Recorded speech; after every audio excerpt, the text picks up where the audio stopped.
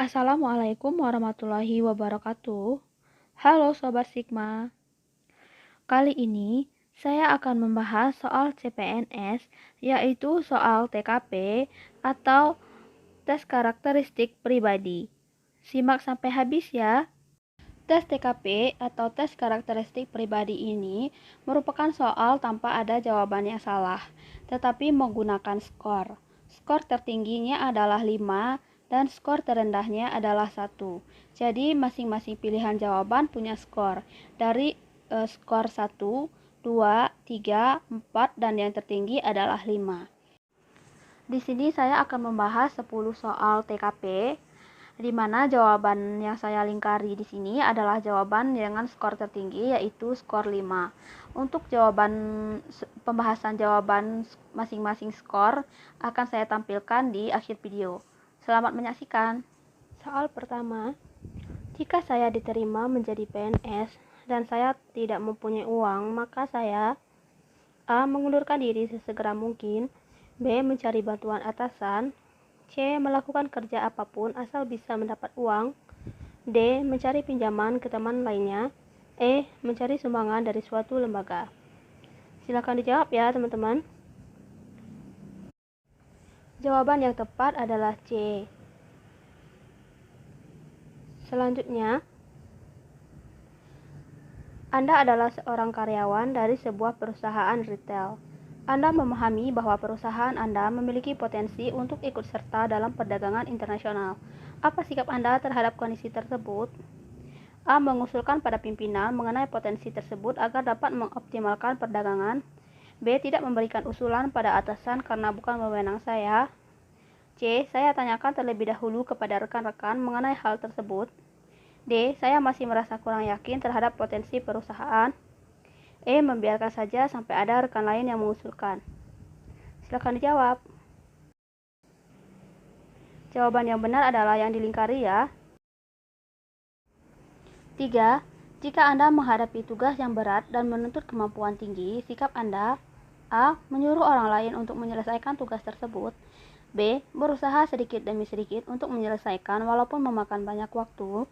C. Meminta bantuan teman untuk menyelesaikannya. D. Mencari solusi yang tidak membutuhkan banyak waktu. E. Meninggalkan tugas begitu saja sambil mencari alasan untuk atasan.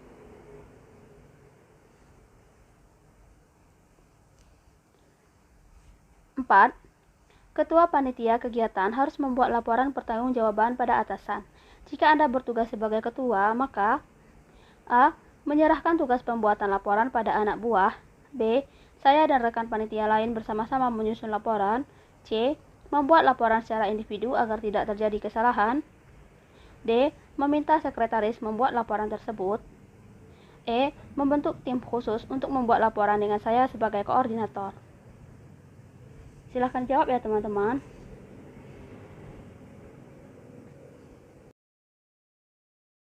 Lima.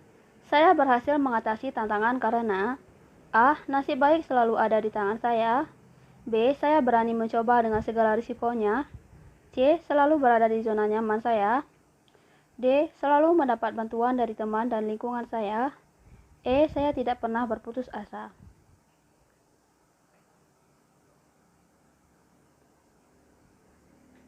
6. Seberapa sering Anda menuliskan rencana Anda secara spesifik dan ada batas waktunya? A. Saya selalu mencatat rencana saya secara detail agar pencapaiannya optimal. B. Saya tidak pernah membuat perencanaan secara detail karena spontanitas adalah sifat saya. C. Saat saya membutuhkan untuk berpikir ulang, saya akan mengatur kembali pekerjaan saya. D. Saya jarang menuliskan rencana saya secara detail karena sudah terekam dalam pikiran saya. E. Saya hanya menuliskan sasaran secara umum.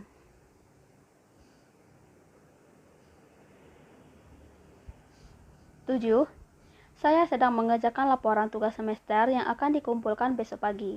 Tiba-tiba sahabat saya datang dengan wajah sedih dan ingin curhat pada saya. Sikap saya adalah A. Pura-pura mendengar ceritanya dan fokus pada pekerjaan saya. B. Memberikan tanggapan yang wajar sambil tetap mengerjakan laporan saya.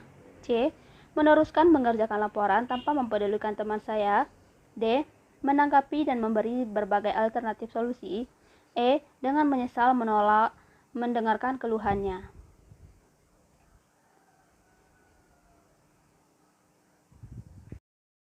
8.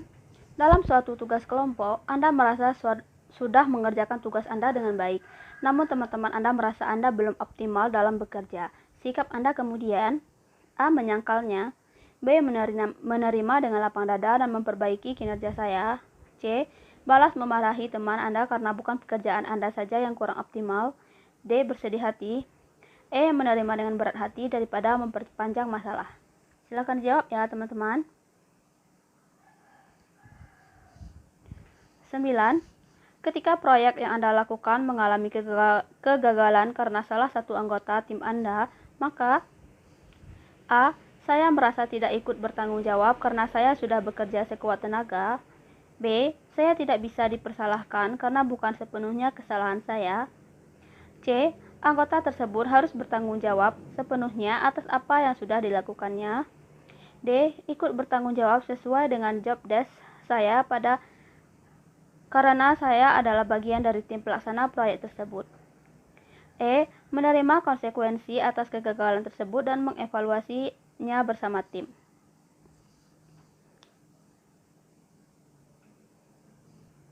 10. Jika Anda diminta mengerjakan tugas yang tidak sesuai dengan bidang pekerjaan Anda oleh atasan, apa yang akan Anda lakukan? A. Tetap menerima tugas tersebut karena perintah atasan. B. Menolak secara baik-baik karena tidak sesuai dengan job desk saya. C. Menolak dengan tegas agar atasan tidak semena-mena di masa mendatang. D. Tetap menerima tugas tersebut agar disukai atasan. E. Meminta rekan lain mengerjakan tugas tersebut.